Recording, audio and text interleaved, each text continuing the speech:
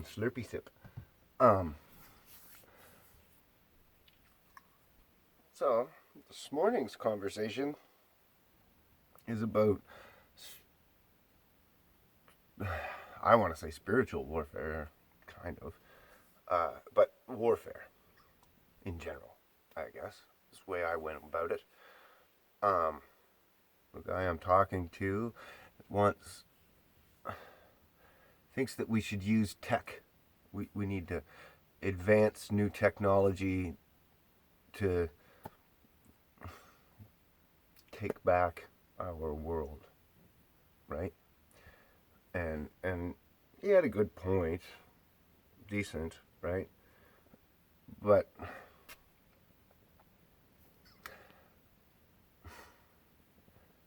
they're the technology people.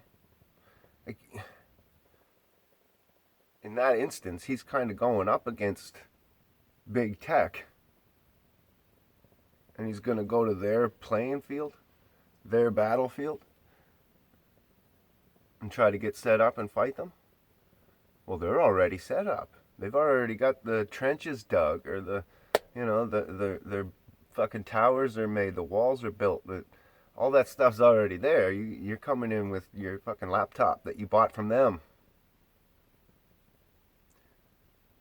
right? So there might be some tech there where you could hack their shit to know what their plans are. But technically, we need to go the other way. See, in history, when the redcoats came to America, they stood in lines in a field with the muskets, and they'd shoot, and then you'd kneel down and load your musket, and the guy behind you would shoot over your head, and then he'd kneel down and load his musket, and the next guy would shoot, and then you'd all stand up and wait for the other guys to shoot you back. And you'd just keep volleying back and forth. That was war back then. And so when they were kicking our ass, kicking the American ass of the armies, but as we all know, they brought in the militia. And the militia didn't fight that way.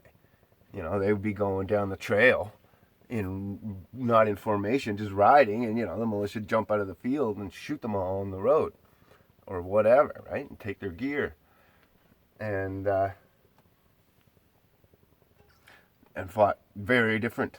So they surprised. And then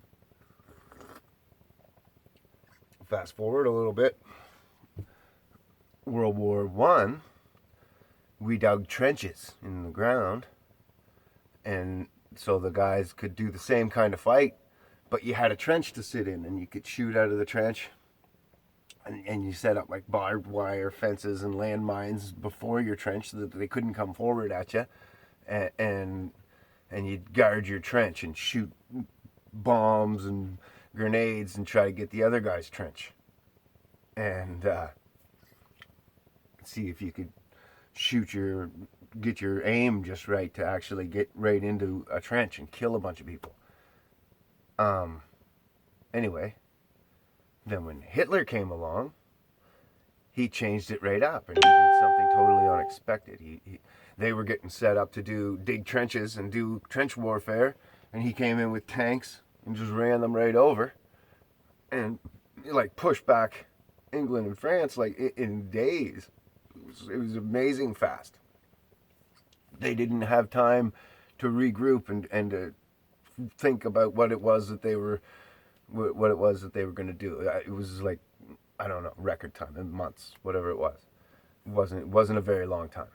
And he just ran through, pushed them to the water, and then it came to when it went marine, they were like, well, we're going to fight, on the water then, we got the British Navy.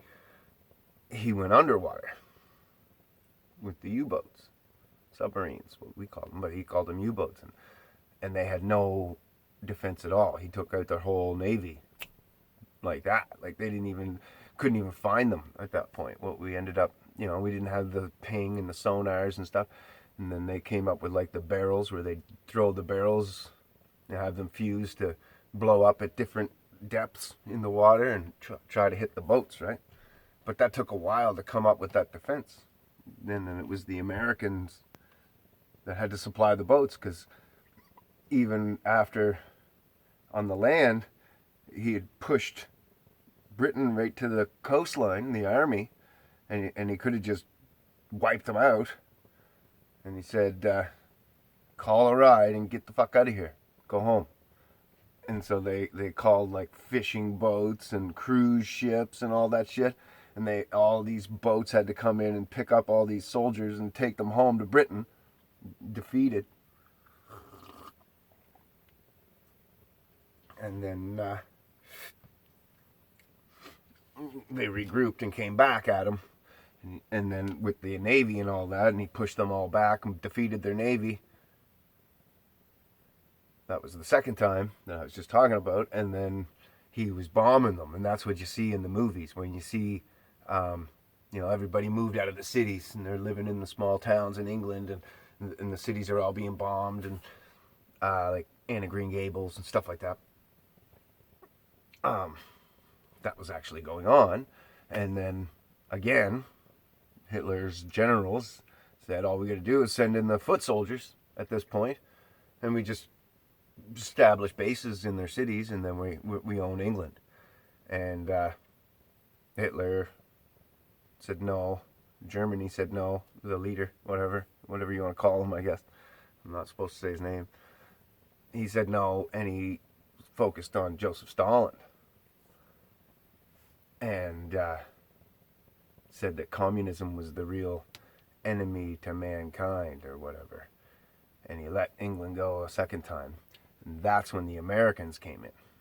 And that's when they figured out how to fight the U-boats and all that stuff.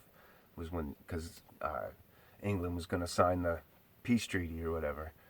And someone told them not to. Wait, we'll get America into it.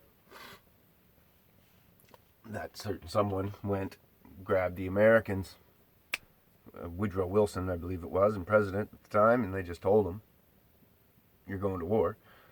He just ran on a platform of not going to war. And then they came out with like comic books, Captain America and all that kind of stuff, so that they really propped it up and made it heroic to go and fight the Nazi slime balls that were killing Jews for no reason and all this stuff and blah blah blah, and doing all this horrible stuff. And they've done everything to England. They were bombing the Brits, and the Brits, that's where the American roots are from, kind of thing. Anyway, all propaganda shit, right?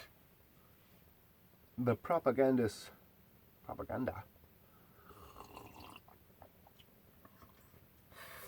But my point is a different strategy today, right? Every time. So now our new wars, Vietnam again, they came in with like helicopters and all that stuff. The boys tunneled underground. They were driving tanks right over top of the army or whatever, and the boys were all tunneling. There's tunnels all through the jungle of Vietnam that they dug. And these little tunnels they could just walk through, and they're like, I don't know, I pointed almost like a pentagon shape, but long, and then had that peak top like this, so it was a natural strong structure. And and they were going all underneath the ground, and because the structure, the way that they dug it, and it had enough strength and it was narrow, that the tanks could go right over it and it wouldn't cave in underneath, because it had the small top and the narrow walls, so that the weight of the tank is distributed wide, right, over the whole track length. It's not like a tire. So tank could roll right over it. And and they just had no idea what they would lighten up the forest and everything, and the boys would just down in the ground, light it up, burn it. It's all above the, you're down in the dirt. It's fine. And when it all settles, you go up. Smoke rises. You still got air and that shit in there. It was genius. So anyway, We came up with like fire bombs and stuff, but it was too late. So the fire bombs work better in the desert and stuff like that. Anyways, where you drop the bomb and it'll shoot fire, but like through all the canals. You know, you could fill the whole Grand Canyon with fire almost instantly, with like 3 or 4 bombs or whatever.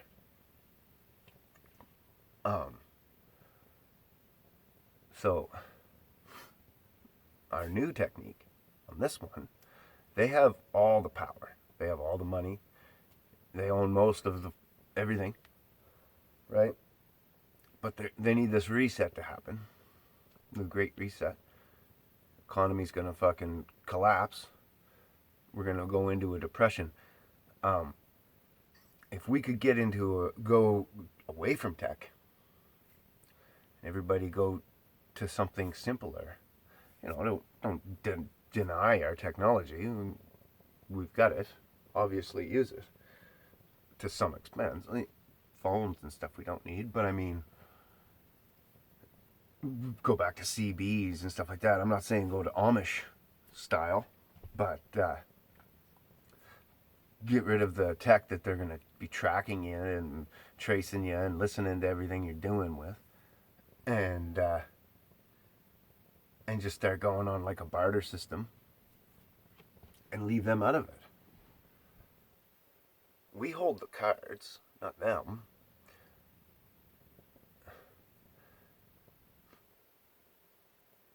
They need us way more than we need them. That's the thing. So if we all just walked away, you know, yes, you're going to lose your possessions, but you're going to lose your possessions anyways. Your houses and stuff like that, your retirements, that's all gone. Forget about it. If you don't have $1 billion, you don't have anything. And even if you have $1 billion, I don't think you really have anything. You got to have multiple billions in order to make this next depression. So if you're sitting on 2, 3, 4 million or 5 million, whatever, worth of stuff, kiss it goodbye. Get ready. It's not yours. It was never yours. You're not yours, as far as they're concerned. When you get born, you get a birth certificate, which is a number, which is your serial number when they purchased you. You're theirs, as far as they're concerned. But you're not. You're God's. The Earth's God's. And He'll look after us. I'm trying to prove that, as best as that I can.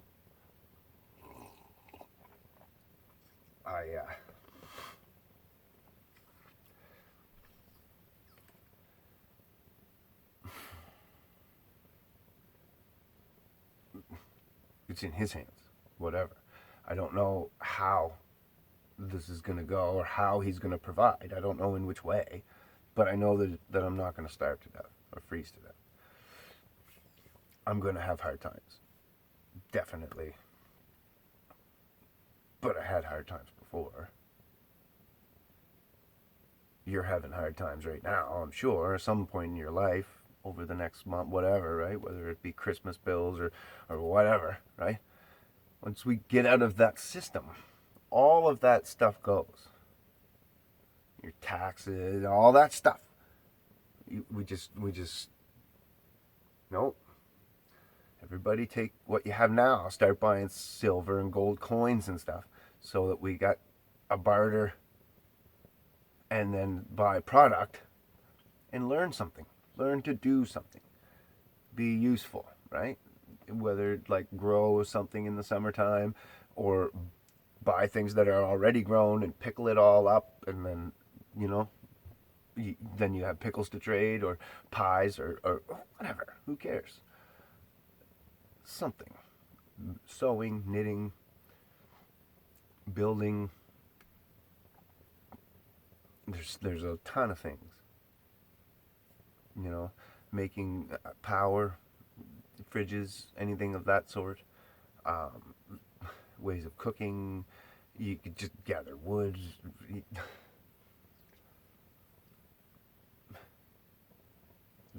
There's things for everybody to do, right? Because that gather sticks in the woods. A bundle of sticks all done up, that's worth, you know, your food for the day or whatever to somebody who had to cook all day or what, you know what I mean? Like the guy who sews was inside sewing all day long, never got the chance to go out and get his firewood for the night. He's going to buy your dinner and you can get his firewood. We don't need them. They need us. Even for the most part, making the stoves, even making the power and going to that kind of stuff. But I mean, screw that. We don't technically, we do own those power plants because, like here in New Brunswick, I know anyway, NB Power, but we're fighting the government and corporations, right? So we need to get away from all that stuff and show them that we don't need you. You need us. So you better step into line or you're going to starve to death because your money's not worth anything. Yeah, you own a bunch of land and you own a bunch of stuff, but nobody's working for you. Nobody's working it. You're nothing. You can think you own the whole fucking world if you want to think that. Doesn't fucking matter. If nobody pays any attention to you, you're just a fucking idiot screaming over there. Right? Like, there's guys out on the street who call themselves God, you know, in the streets of New York who are like running around in their underwear saying that they're God all the time. We just don't pay attention to them.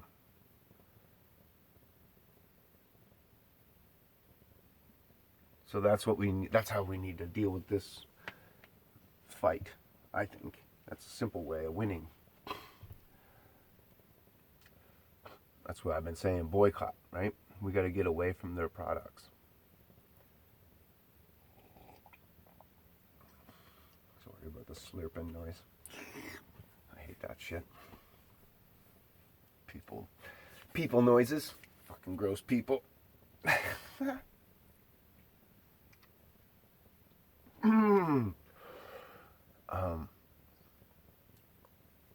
Yeah. Anyway. So yeah, Buddy saying that we need tech. We're gonna win with tech. We're gonna get our asses kicked with tech. You guys can try that. You know, I know that there's some really tech savvy dudes out there, but you're taking on an army of tech savvy dudes in Silicon Valley who own it all. They have control over that at the top level. They can just remove your webpage right off the internet. They can remove you, erase your fucking ass altogether.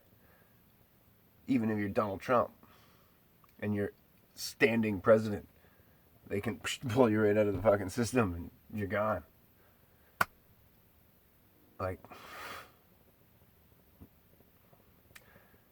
that's sick when the president of the free world can be fucking erased from the internet by these people. That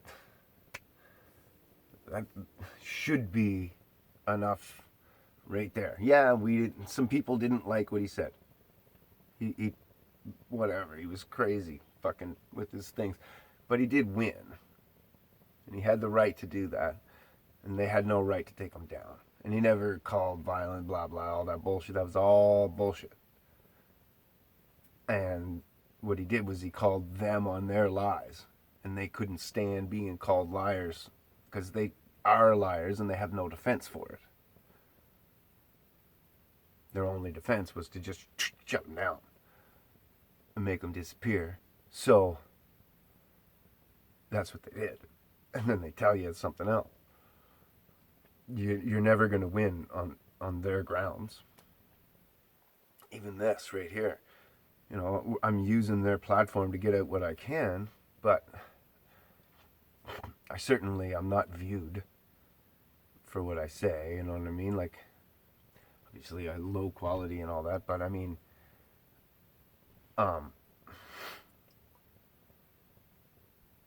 there's more people than just me saying these same things, and you don't hear it. you hear Steven Crowder maybe or whatever, who's like halfway there, but won't step over that line no matter what. Wouldn't even let someone on his show that was going to step over that line too far. Like Alex Jones, he lets him on the show, but he makes fun of him pretty constant. And Alex is cool about it or whatever. I mean, right on. But you can tell that, Stevens is still Fox. He's still that conservative Fox. He was into that since he was 19 or whatever, right? So that's all he knew. This is his whole life, right? So he's not going to, his conservative thought and all that and opinion and everything, he's not going to fucking walk away from that. He's never going to say that party is just as fucked as the other party and the whole system needs to be torn right down to the shell, go back to the Constitution, fire every politician, and start auditing politicians every fucking 10 years. Get track on this and get it back. Go back to the nub. Get rid of all these bylaws and precedents and this and that and twists and loopholes and fucking shit. If you want a monopoly, you can't. You're just not allowed to monopolize. It's fucking against the law. So if you sit on the board of directors for 1,200 different musical entertainment industry things, you can't then sit on the board of directors for all of the oil industry and sit on the board of directors for the federal fucking tax. No, the what's it called there? The American economy guy there, or what's it called? Federal fucking whatever. Anyway, and then on the top of Google, and then on the top of, it's all the same CEOs. Is what I'm getting at. There's maybe fucking 24 of them, 36 of them, that sit on all of them, right? They might not all three on each board, but I mean between those 36 buddies, they're on at least one of them's on every fucking board, and they're a high member who can fucking shoot their face off, right? And control all the lower members. So one of those high members can go to my city, right, and say, I sit on the top of Big Oil, and my city's run by Irving Oil, and he can say, Irving Oil, well, we'll shut you down if you don't print this story in the newspapers that you own, and run this on the TV channels that you own, and because they own everything here in New Brunswick. They own our TV, they own all our newspapers, they own everything that we consume, and then they own the trucking industry, and they own the oil industry, and they own the fucking paper industry, and everything. Fuck all the forestry, they're fucking everywhere. They own all the corner stores and fucking, like, it just never ends. They own it all. And if you're a competition to them, or if they want your company, they give you a bunch of work, but they have 90 days to pay you. So they'll just build you until you're so far into the fucking hole that you're not paying bills, and you're stressed right out every week, and never know when the checks are coming in, and it's fucking 3 months for every job that you're holding the whole job for 3 months, and then you get 3-4 jobs from them or whatever over that 3-month period. So you're holding that kind of money overhead all the time. That money's just gone. You never really, you get it, but it's only for just enough to make payments, enough to go and do the next job. You never really have anything because you're never paid. So you can never really grow your business properly, because everything that you should have to shuffle around, invest in tools or new trucks and fucking get oil changes and all that stuff, Irving's holding it all. Right? So he's got you for 5 jobs, each job's on a different month, and so, right? So that's fucking $50,000 or something that you've got tied up at Irving all the time, because even when you get, say, a $10,000 check from him, he's got another $10,000 job for you. Fuck, he's got 2 more of them. So now you just put that money right back out in material, put it all into his job, and into hours, you pay your staff and stuff, and you have nothing again. And then he comes in and says, you want to sell your company? I'll pay all your debt, pay you everything that I owe you all in one time, and I'll fucking give you this much money, and I'll give you a fucking job. And what do you think? And he'll just keep offering that shit to you until he buys you out. I've lost jobs like that a couple times. I wouldn't go to work for Irving because they're fucking dictators. They're criminals. It's not morally right to work for somebody like that.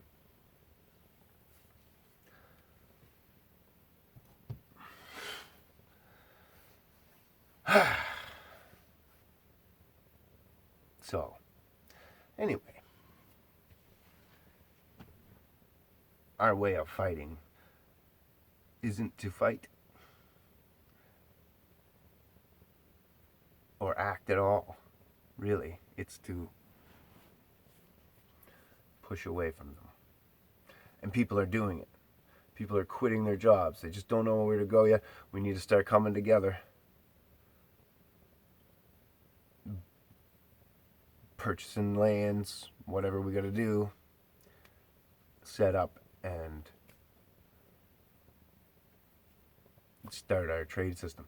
And purchase land, nothing. Just find a big plot of crown land and go there. And just start living. 100, 200 people, and just go there. Start cutting trees down, building little houses, building whatever you got to do. Drill wells, dig this, do that, whatever. And away you go. Go start, grab some chickens and some whatever. But preferably, everybody could pool together and you could afford to buy a chunk of land. 4 acres would support a lot of people for a couple years. Right? Like a small piece of property could do a lot for a while.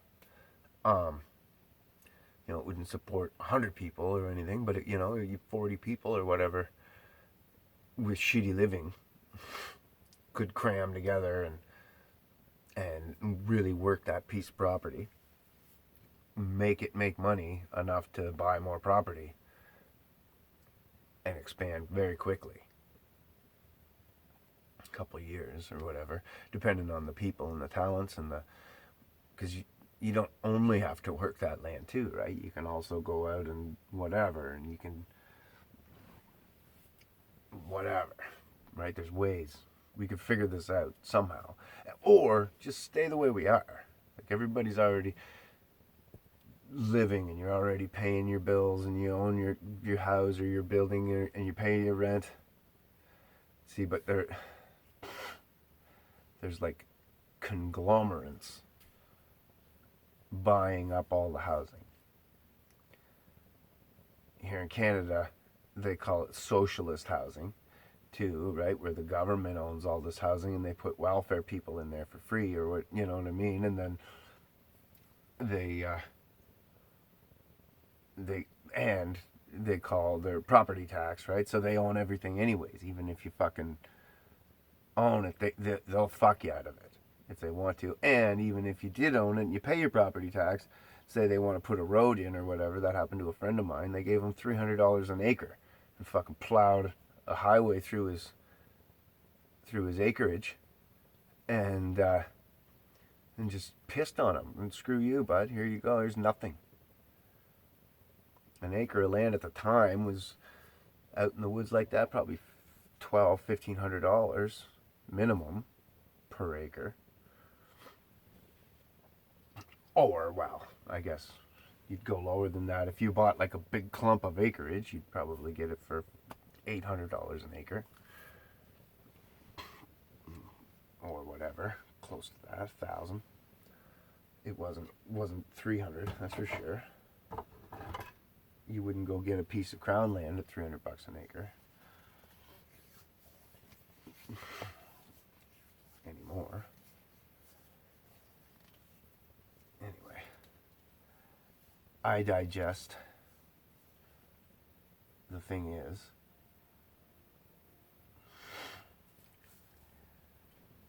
there's huge world out there.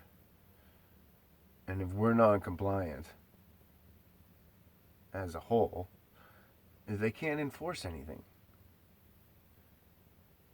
We are everything. We are the cops. We are the military.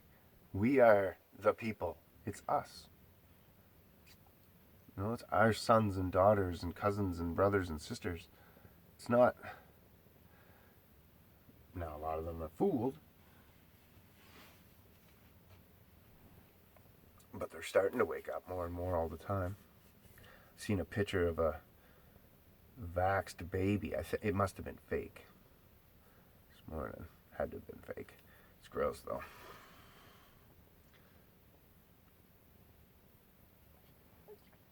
It was creepy. Anyhow, I'm gonna shut up now and go and do something. Make body oil today, and I'm making infused olive oil yesterday that I got finished today.